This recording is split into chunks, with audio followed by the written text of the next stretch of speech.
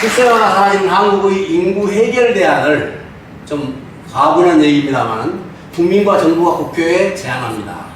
해결 대안이라는 말이 저는 무겁습니다. 그러나 2년간 전문적으로 진짜 조사해 보니까 이 말이 나는 해당된다고 봐서 이 말을 쓴 겁니다. 콜먼이라고 하는 영국 인구학자가 인구만 전문적으로 연구한 그 은퇴 교수입니다. 그러니까 뭐 이 사람은 뻔한 거죠. 그냥 은퇴 교수니까 얼마나 많이 했겠어요, 인구학에 대해서. 서울대 교수는 아직 젊습니다. 아직 50 후반인데 한국의 출산율이 이렇게 낮아진다. 0.7명인데 이게 한국은 예상보다 빨리 나가지고 다른 나라 30%가 비혼 출산이다. 비혼 출산을 사회가 수용한다는 얘기죠. 근데 우리도 그렇게 하라 그런 얘기입니다.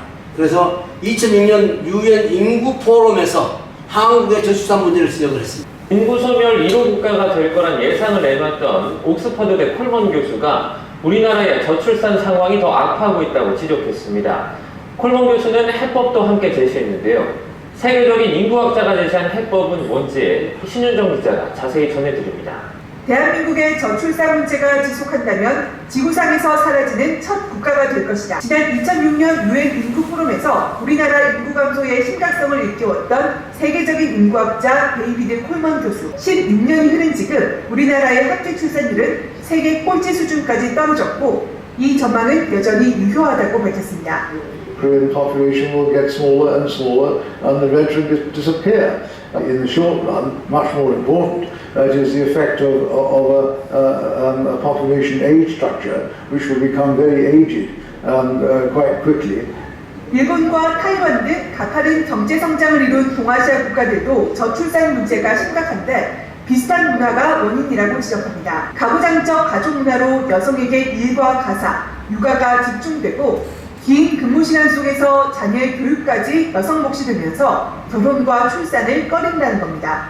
With familism to do with male priority, to do with the difficulties that women have in combining having children and having a job.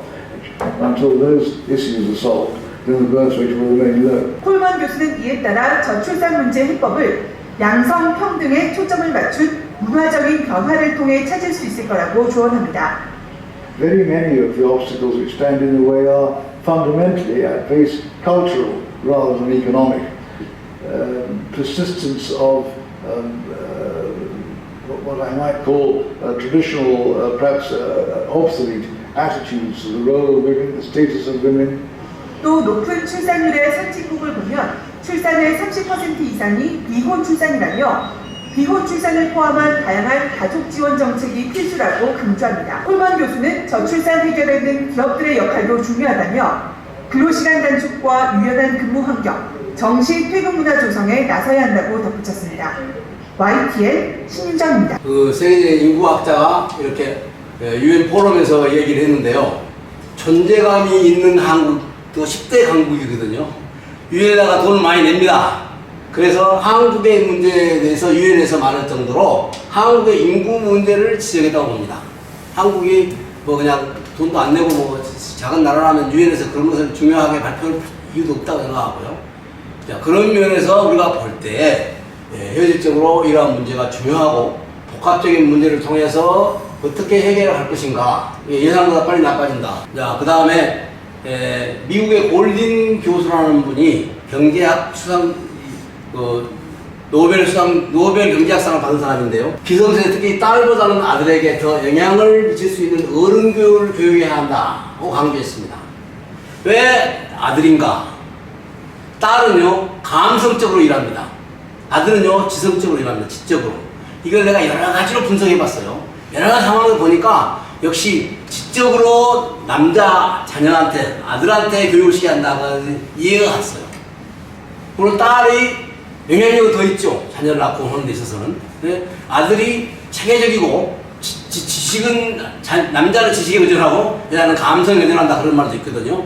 그래서 이런 부분들을 또 다른 곳에서 자세히 말하겠습니다만은 주요 여성 경제 활동 비교를 보면은 독일이 74%인데 한국은 59%로 비교적 여성 경제 활동이 낮아도 국민의식 표목이 중요하다 이겁니다. 이거 하나 먹는 게 아니라 하여튼 이런 부분도 있다 하는 거고요.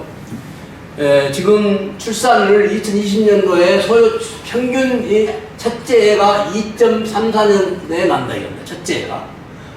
셋째 애는 7년 후에 난다 이겁니다.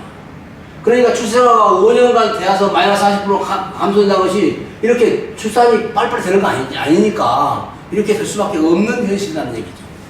그래서 한국에서 16년간 저출산 운동을 해왔지만 그 저출산 요인 60% 교육비 문제라든지 소득 불안정 이런 문제들을 철저하게 대안을 세워나가자 하는 것이 또 제안이고요. 제 이상 노인들이 OECD 국가 중에 가장 가난해요.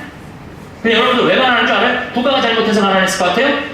천만의 말씀. 우리나라가 프랑스보다 교육비를 몇 배를 더 쓰냐면 9배를 더 써요. 미국보다 교육비를 몇 배 쓰면 3배를 더 써, 3배를. 근데 여러분 생각을 해봐요. 우리가 프랑스보다 지금 뭐 비슷비슷하게 살지만 조금 떨어져. 미국은 우리 한 2배 정도 잘 살아요.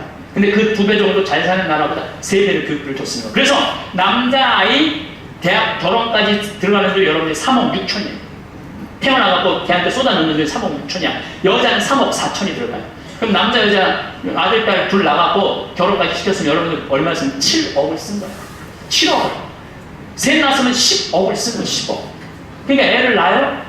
그래서 애도 안 낳는 거예요. 이런 교육 때문에 애도 안 낳는 거예요. 그러니까 애가 안 나오면 나라는 어떻게 되겠어요? 이게 머리가 복잡해요.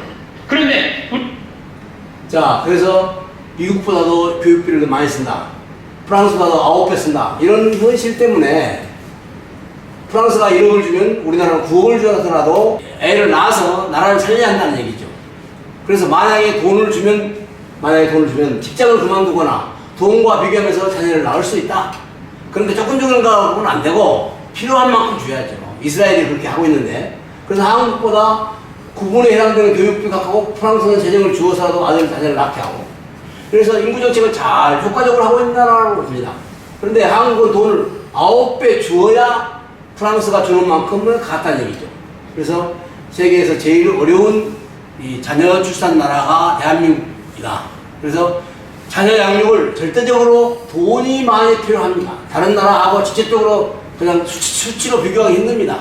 이런 근본적인 문제가 있기 때문에 출산할 수 없는 싱글 개인에게 국민운동 구체적인 결과를 확인하면서 그 결혼을 시키고 자녀를 낳을 수 있는 대안을 체계적으로 나가는 것이 가정교육 국민운동이라고 말하는 것이죠. 그래서 이 해결 대안으로 콜먼 교수라든지 이런 사람들이 말한 거에 대해서 우리가 국가가 잘 진행해 나가자 하는 의미로 말씀을 마치겠습니다. 감사합니다.